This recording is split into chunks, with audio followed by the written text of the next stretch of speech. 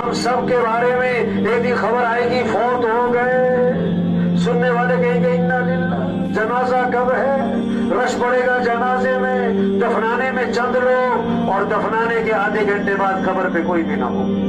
कितना ही मशहूर आदमी हो, मरण दफनाने के आधे घंटे बाद कोई भी नहीं। वो गए सगी माँ को दफना के, वो गए सरदार साहब को दफना के, वो गए एमपीए साहब को दफना के।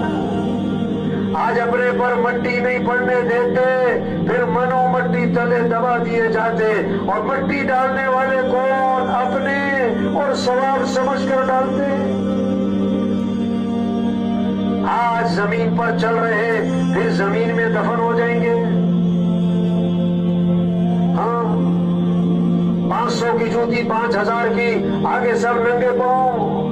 5000 का सूट, 50,000 का कफन, सबका एक है।